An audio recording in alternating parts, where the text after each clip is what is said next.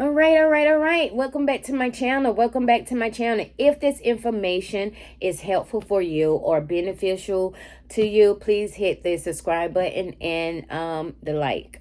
But even if it's not beneficial for you and you know it all, how about just send it to somebody that you know is struggling with trauma, the identity, anything to that nature. But it's all faith based. It's all God. It is all God. So even if you have kids, just send it. Send it. Get a pen, get a paper, and write down notes. Today, I am coming to you to talk about the turning point. I cannot really pinpoint my turning point. Like some people have encounters with God, like a real big encounter. I cannot. I often wonder what was my turning point. I don't know, but I'm glad I turned. But I do remember always asking God or myself, like, this cannot be life. This cannot literally be life. I see other people living a certain type of way. I see people with, at that time, jobs and, doing what they do. So I'm just like, how do you even get to the point of that type of joy, right? Or what is it that I need to do in order to get to a level of what's in me coming out of me, right? So I cannot, like, I have so many testimonies and I have so many stories where I just know God was there. Like, I know he was there, but I don't have this big encounter like some people have. And like, that was my turning point right then. I can't, but if I wanted to say one, it was the nudge. It was the nudge. And I wasn't coming from a church life and stuff like that to even know anything. And there was nobody in my life that was really in church for real. And actually, I don't even know if they were hearing from God or anything. It was just like whatever, back then I was just aware of God. I knew who he was. I, like so many people still now, I'm just aware. And I was aware of God, but my relationship now has deepened so deep that I'm not aware. I know him and I can say I know him. I don't have to call people and say, hey, pray for me, this and that and the third. I know my Father. I know his identity. I know his nature. I know my Father.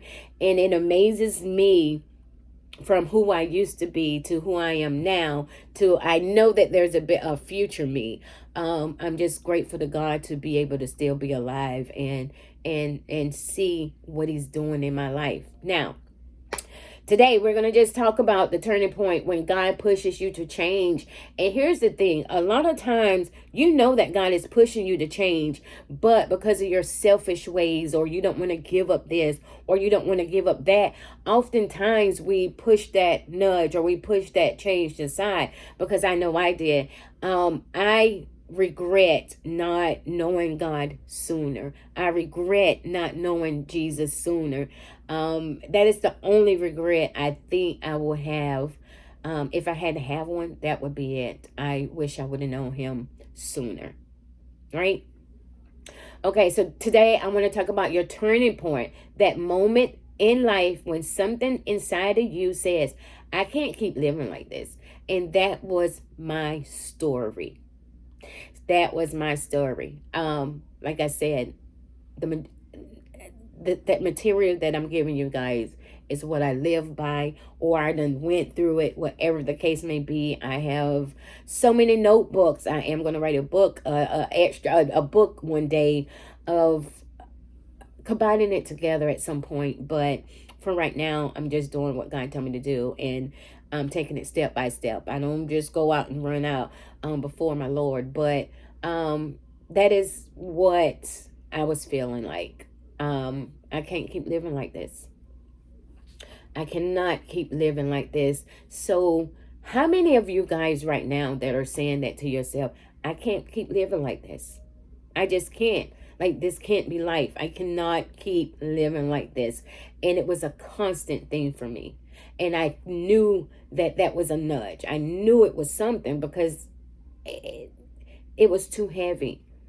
I was frustrated. I was miserable, and I seemed like I could never get ahead. It was just nothing. Not that I'm in my process still, but I'm just saying that if I had to say what my turning point was, it was the moments that I felt in me of that saying, I just can't keep living like this. I just can't.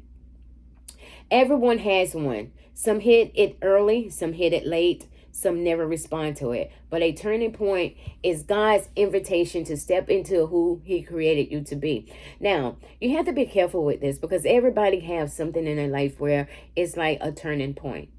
Whether you answer to that turning point or whether you wait too late, I think I waited later in life to answer to that point, to the turning point. But some people do not answer at all. And those that do not answer it at all, that is got to be the most miserable life ever. Because when God wants you, he wants you. So almost everything you do is going to be failed, or you're never going to feel fulfillment. You're never going to, I mean, you can surpass it and just blow it off. People do, but at the same time, it's just not a good, feeling on your internal self. Not at all. So what is a turning point? What is turning point? A turning point is the moment when when your reality and God's truth collide. It's when God shines a light on the area of your life that must change. Your habits, your relationship, your mindset, and your spiritual walk. And especially habits. Habits, depending what kind of habit. Well, all habits are hard to break.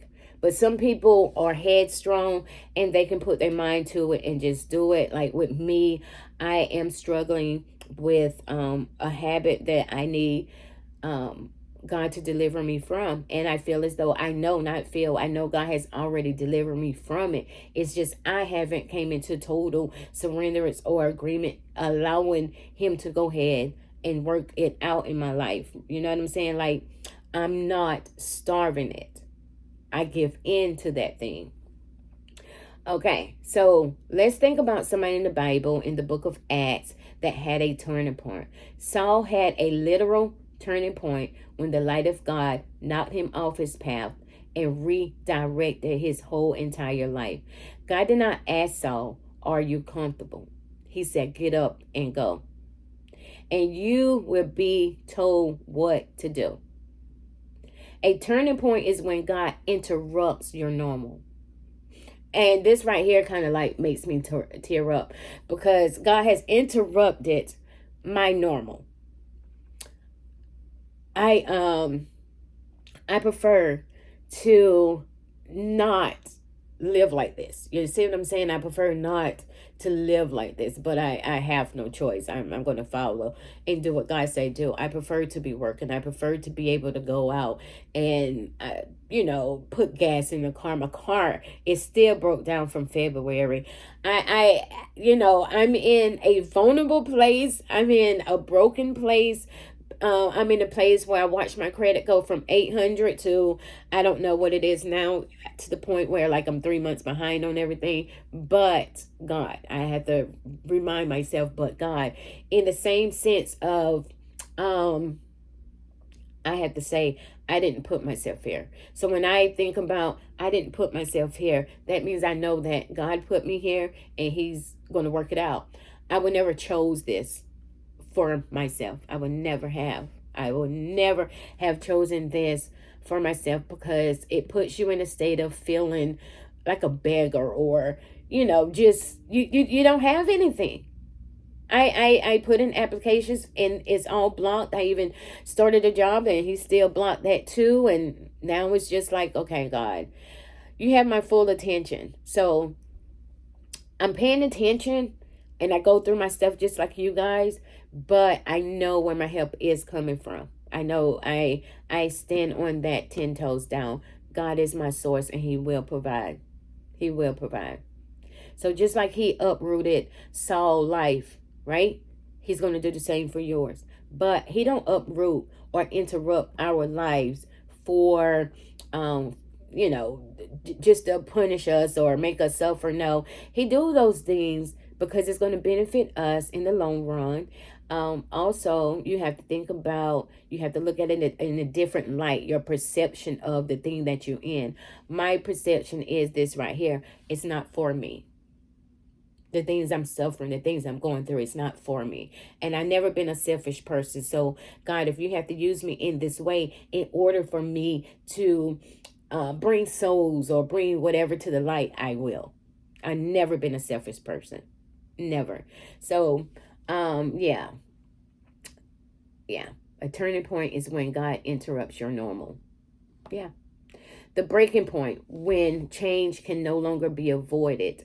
I went through that issue too, where it makes you miserable. Like, it can't be avoided. That's why I say you can run, but you can't hide.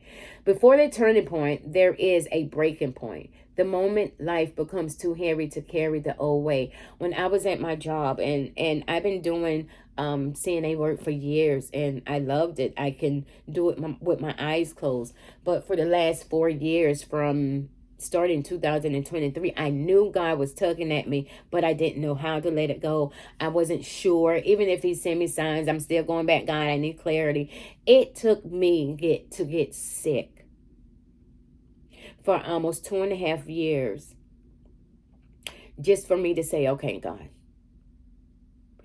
when it's time to move and you can run, you're going to be miserable anyway, staying at that. Some of us stay at places too long.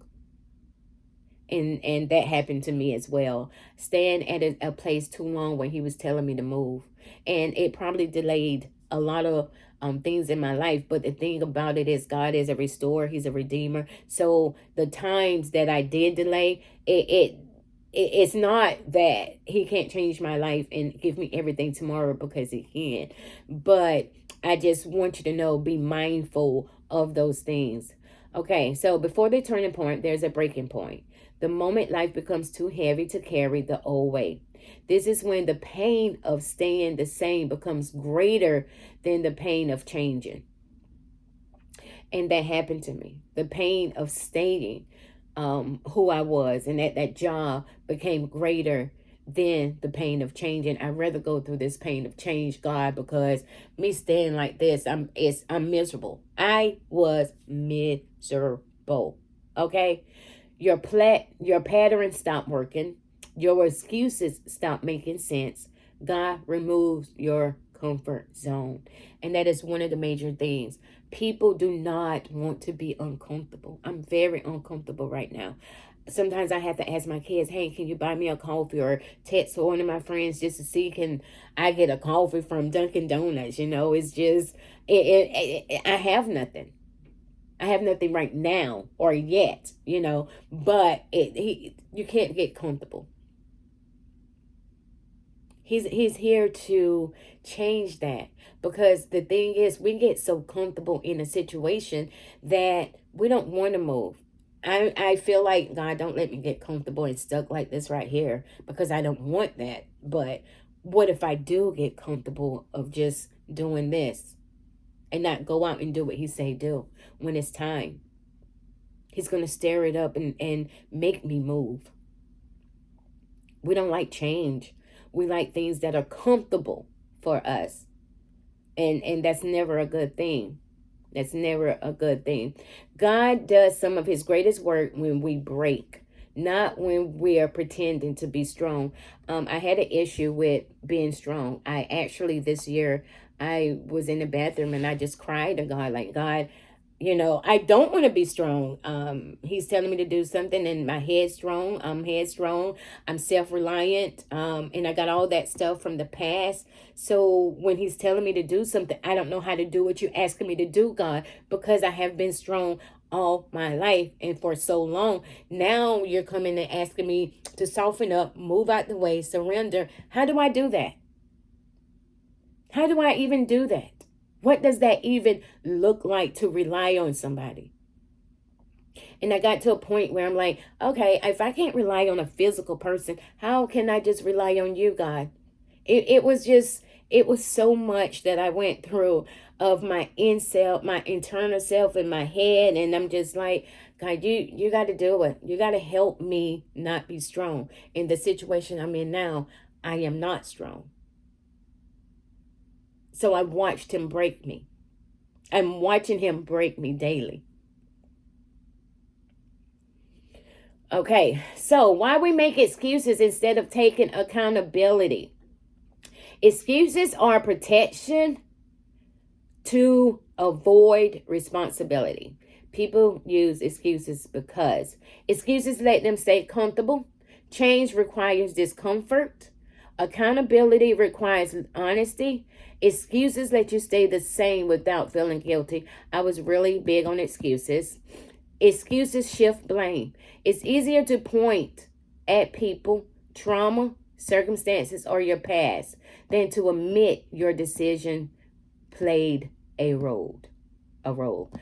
I also went through that. Excuses shift the blame. Have you ever met somebody that always just say, well, if I didn't grow up like that, then XYZ, or when my mama did this to me, or my daddy did this to me, and it's all true and it's all valid. Nobody can not validate what you went through, because it's all horrible. Yes, you went through it, but there comes a point in your life that you have to take up accountability. You have to heal. You have to know this happened to me, but it also happened for me. So you have to get to a place where, okay, this happened. I'm sick of being the victim. But that's the thing. You have some people that love to be the victim because that's the attention they need.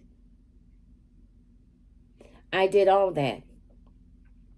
I did. But I came to a place where I can't do this anymore. I can't keep blaming my mom, my dad, my life, the things that I went through to hinder me, because I need to know how to move forward. Number one, how to move forward. But number two, I have kids.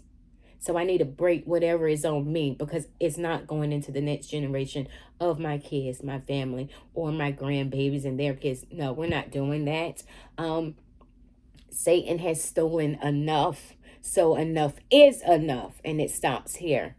Excuses silence conviction. When God convicts us, excuses push the conviction away so we don't have to confront the truth.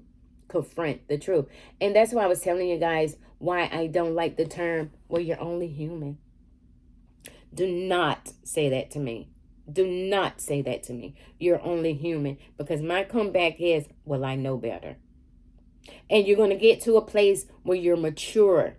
And you're matured in God, and you should know better. Okay, the power of accountability. You cannot change without honesty. You have to be honest with yourself. You have to be honest with yourself. Yes, it's shameful. Yes, it's embarrassing, the things we went through.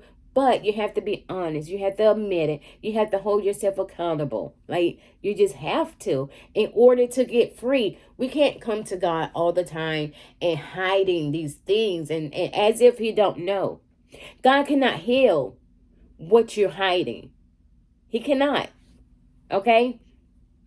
Whoever conceals their sins does not prosper, but whoever confesses and renounces them finds mercy. Accountability positions you for mercy, for grace, and for transformation. That is what it does. You accountability. Be honest. Healing follows honesty. Healing follows honesty. Okay, so how to recognize your turning points. How to recognize your turning points. You feel spiritually restless.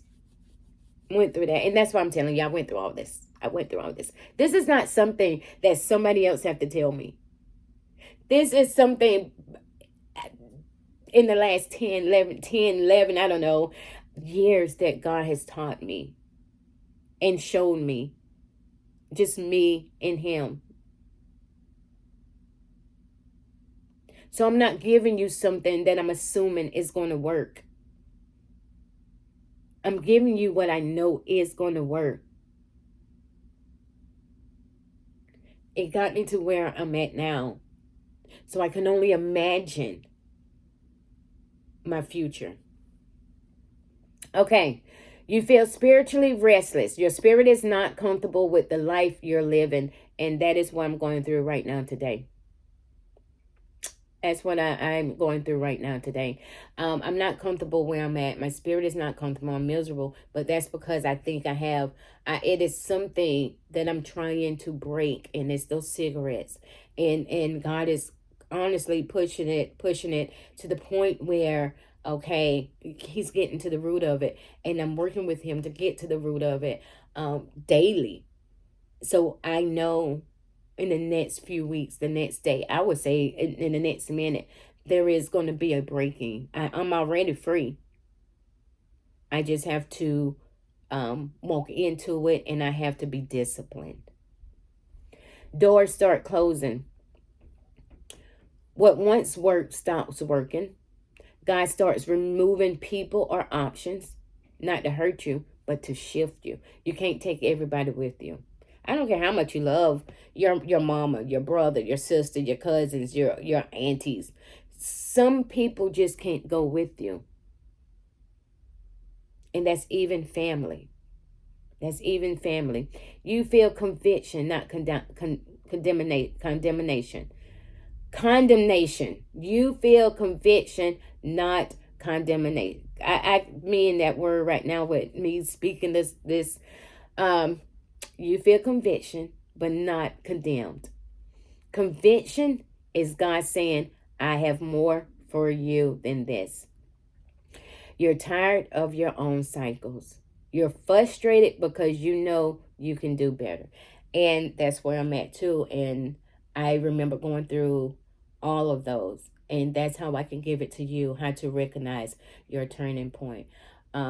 I was tired of my cycles. I was calling my cycle seasons, but my season was never changing. So I had to realize I'm in a cycle. And be careful and mindful what you calling a thing. Don't call it the wrong thing, because then you'll be stuck calling something what it's not. The turning point requires a decision. It requires a decision. And I decided to live my life fully for Christ. And I also decided to heal. I also decided, no matter what, to keep going, right? God can show you the turning point, but he will not force you to change. I wanted to change. Some people don't want to change. Some people have lip service. Some people just don't want to change. Just don't. Every turning point is tied to a choice. Will you keep living the same way, or will you step into the life God has called you to do? Your turning point is holy. It's God's whispering, there is more to you. Your breaking point is not the end. It's a doorway. The breaking point of your life is not the end. It's a doorway. It's actually the beginning. It's actually the beginning. Okay, your excuses may feel comfortable, but accountability will set you free. God is not waiting for you to be perfect. He's waiting for you to decide. And after you hear this video, that should give you that should give you a nudge, and just decide, I had enough. This is the turning point for you. You can't keep living like that. But with God's help, all things are possible. So if this video helps you or beneficial to you, or if you know somebody, just subscribe to the channel, hit the like button, and share it. It's free to share. Just share it. Allow somebody else to get free, even if you don't want to. All right? Have a good one.